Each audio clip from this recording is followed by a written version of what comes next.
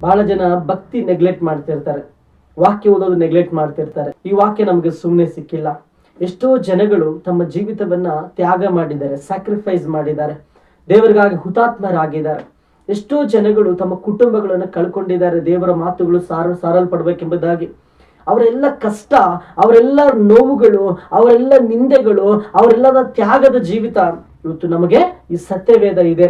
ಪ್ರಾರ್ಥನಾ ಜೀವಿತ ಕೂಡ ನಾವು ಆ ರೀತಿ ಸಂಪಾದನೆ ಮಾಡ್ಕೋಬೇಕು. ಎಷ್ಟು ಹತ್ತಿರ ದೇವ್ರು ಬರ್ಬೇಕಂದ್ರೂ ಅಷ್ಟು ದೂರ ನಾವು ಹೋಗ್ತಾ ಇರ್ತೀವಿ ಕೆಲವು ಸಾರಿ. ಯಾಕೆ ಗೊತ್ತಾ? ದುಷ್ಟನಿಗೆ ಇಷ್ಟ ಇಲ್ಲ, ಎಲ್ಲಿ ಈ ಯವನಸ್ಥ ಮಗನು ಮಗಳು ದೇವರ ಹತ್ರ ಹೋದ್ರೆ ನನ್ನ ಕೈಯಲ್ಲಿ ಇರಲ್ಲ ಅಂತ ಸೈತಾನ ಯೋಚನೆ ಮಾಡ್ತಿರ್ತಾನೆ. ದುಷ್ಟನ ನೀವು ತುಳಿಬೇಕಂದ್ರೆ ಬೈಬಲ್ ನಿಮ್ಮ ಹೃದಯದಲ್ಲಿ ತುಂಬ್ಕೋಬೇಕು. ದುಷ್ಟನ ಆಲೋಚನೆಗಳು ನೀವು ಗೆಲ್ಲಬೇಕಂದ್ರೆ ಪ್ರಾರ್ಥನಾ ಜೀವಿತ ನೀವು ಅಭ್ಯಾಸ ಮಾಡ್ಕೊಳ್ಬೇಕು.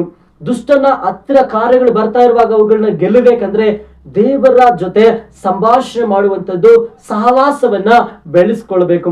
ಸೈತಾನನ್ ಗೊತ್ತಿದೆ ಯಾರನ್ನ ಟಾರ್ಗೆಟ್ ಮಾಡ್ಬೇಕಂತ. ನಿನಗೂ ಗೊತ್ತಿರಬೇಕು, ನನಗೂ ಗೊತ್ತಿರಬೇಕು ಸೈತಾನನನ್ನ ಹೆಂಗೆ ಟಾರ್ಗೆಟ್ ಮಾಡ್ಬೇಕಂತ ಹೇಳಿ. ಯಾವಾಗ ನಾವು ಯೇಸು ನಾಮದ ಬಲದಲ್ಲಿ ನಿಂತುಕೊಳ್ತೀವೋ ಅವನೆಲ್ಲ ಕಾರ್ಯಗಳನ್ನ ಒಂದೊಂದಾಗಿ ವಿವೇಚಿಸಿ ಮುರಿಯುವಂತವ್ರು ನಾವಾಗಿರಬೇಕು. ಪ್ರಾರ್ಥನೆಯಿಂದ ತುಂಬಿದವರಿಗೆ ಅದು ಸಾಧ್ಯ, ವಾಕ್ಯದಿಂದ ತುಂಬಿದವರಿಗೆ ಅದು ಸಾಧ್ಯ. ಯೋಸೇಫನು ಭಕ್ತಿವಂತನಾದ, ಸೈತಾನ ಹತ್ತಿರ ಬಂದಾಗಲೂ ಕೂಡ ಪಾಪವನ್ನು ಬಿಟ್ಟು ದೂರ ಹೋದ. ಅಂದ್ರೆ ಪಾಪ ಸೋತು ಹೋಯ್ತು, ಯೋಸೇಫನು ಗೆದ್ದನು ಯವನಸ್ಥನಾಗಿ. ಆ ಯವನಸ್ಥನಾದಂತ ಯೋಸೇಫನಿಗೆ ಜಯ ಕೊಟ್ಟ ದೇವರು ಈ ಯವನಸ್ಥ ಮಕ್ಕಳಿಗೆ ಜಯ ಕೊಡೋದಿಲ್ವಾ? ಈ ಒಂದು ಆತ್ಮಿಕ ವ್ಯಕ್ತಿತ್ವ ಸಂಪಾದನೆ ಮಾಡ್ಬೇಕಂತ ಅಂದುಕೊಂಡಂತ ನಿನಗೂ ನನಗೂ ದೇವರು ಬಲ ಕೊಡಲ್ವಾ? ದೇವರು ಸಹಾಯ ಮಾಡ್ತಾರೆ.